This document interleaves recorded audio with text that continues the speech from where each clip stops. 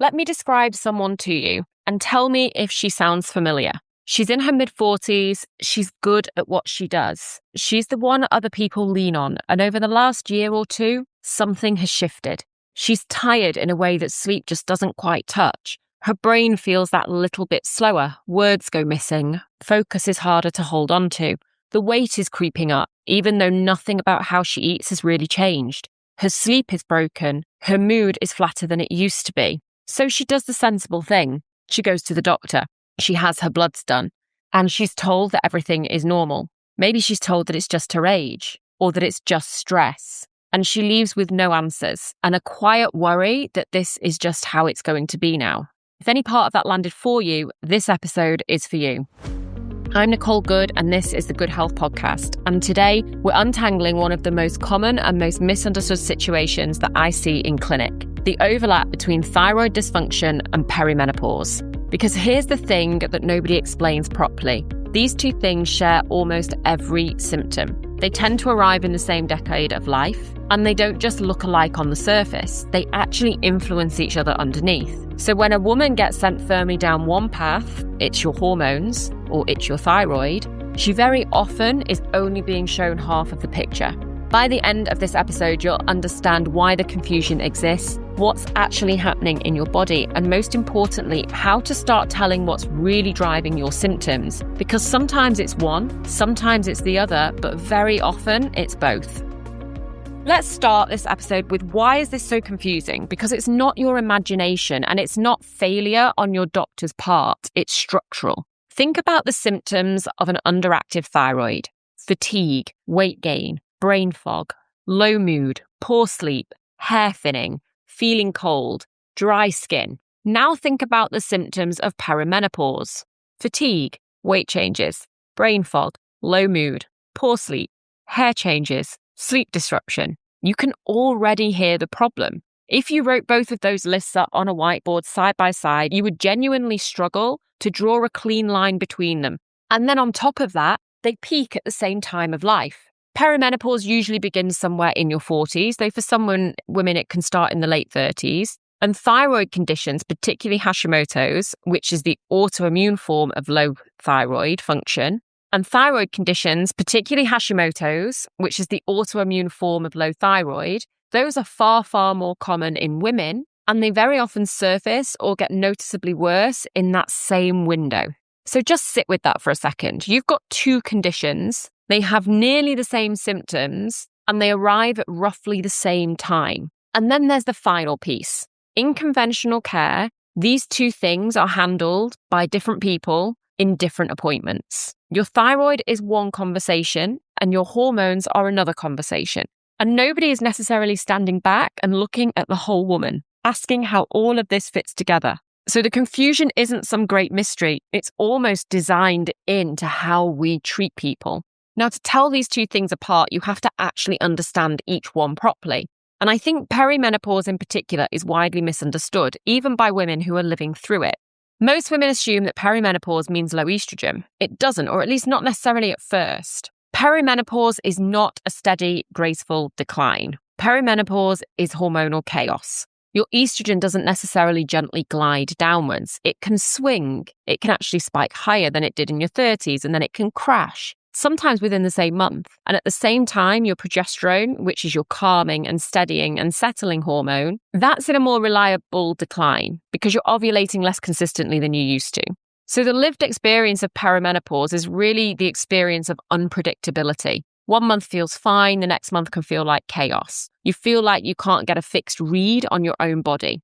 And this can go on for anywhere from 4 to 10 years. So here's the practical point that I want to take from this. If your symptoms are feeling erratic, if they feel like they come and they go, if they kind of loosely track with your cycle, but there's just no consistency to them, that erratic quality in itself is a clue. That unpredictability is the fingerprint of fluctuating hormones.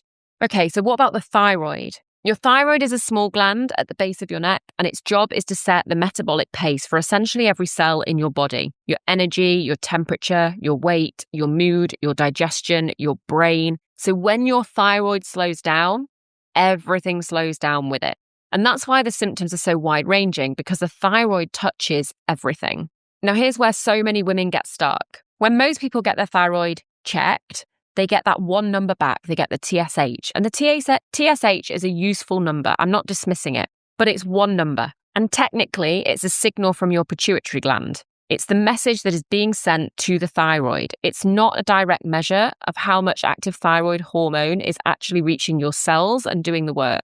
So you can be told that your thyroid is normal on the strength of that single marker, or maybe on the strength of TSH and T4 having been tested. But the fuller picture would tell a much more nuanced story. So what is the fuller picture? And I want you to know that these exist. There's free T4 and free T3. These are the actual thyroid hormones, including T3, which is the active one. This is the important one. And then there are the thyroid antibodies, TPO antibodies, and thyroglobulin antibodies. And those antibodies matter enormously because they can be raised, meaning that your immune system is already engaging with your thyroid years before your TSH will ever drift out of range. So please hear this really clearly. Normal TSH and healthy thyroid are not the same thing. And in range is not the same as optimal. Those are different things. And the difference is often where a woman's missing year of answers is hiding. Now, here's the part I really want you to take away from this episode, because this is the bit that almost never gets explained, not in the appointment and not online. Thyroid and perimenopause are not two separate problems that just happen to be sitting next to each other. They are wired together and they talk to each other. So let me give you the cleanest example of that. When estrogen rises, and remember, in perimenopause, it doesn't just fall, sometimes we see surges. Rising estrogen increases a protein in your blood called thyroid-binding globulin. Now, the easiest way to picture that protein is as a taxi service for your thyroid hormones. When there's more of that protein around, more of your thyroid hormone is sitting in the taxi. It's bound up, it's in transit. So less of it will be free and available and actually getting out at the destination to do the work inside your cells. So an estrogen surge can effectively reduce the amount of usable thyroid hormone that you have, even if your thyroid itself is producing exactly the same amount as it always has done, which means perimenopause can unmask a thyroid problem that was quietly compensating in the background for years, or it can take an existing thyroid issue and make it suddenly feel much, much worse. And it doesn't stop there. Progesterone, the hormone that is steadily declining in perimenopause, progesterone actually supports thyroid function. So you're losing a support at the very same time. And then sitting on top of it all is stress, cortisol, which interferes with your thyroid and your sex hormones both at once. So this is one interconnected system. And when you treat it as two separate silos, thyroid over here and hormones over there, you completely miss the way that they are pulling on each other. So the practical question, the one you actually came here for, how do you start to tell what's driving your symptoms? You start with the symptoms that actually discriminate, because most of them don't. The big shared symptoms, the fatigue, the fog, the weight, the mood, the sleep, those genuinely can't tell you very much on their own. They point in both directions at once. But some symptoms lean. Let me give you the ones that do lean. Hot flushes and night sweats. That pattern of sudden surging heat that leans strongly towards perimenopause. Changes in your actual cycle. So the length changing, the flow changing, skipping periods. That's perimenopause. On the thyroid side, feeling cold all the time when everyone around you is quite comfortable. Constipation, skin that's becoming dry, hair that's thinning or changing texture, a slower heart rate, a kind of puffiness. Those lean towards thyroid. And the single clearest thyroid-specific signal is raised antibodies on a blood test. There's no ambiguity with that. Now, some of these symptoms can cross over, but if you're seeing a pattern of one type of symptoms, it can help you to assess which side it might be that's affecting you. And remember, it could be both. And then the other big clue, maybe the most useful one, is a pattern over time. Perimenopause symptoms tend to be erratic. Good weeks, bad weeks. Good months, bad months. Often loosely linked with where you are in your cycle. Thyroid symptoms tend to be more constant and more progressive. So it's a steady downhill rather than a roller coaster.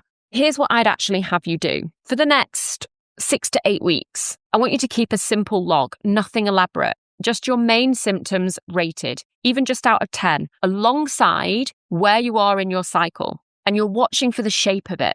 Is it erratic? Is it cycle linked? Or is it constant and slowly creeping? Is it consistently getting worse? Or is it that roller coaster picture?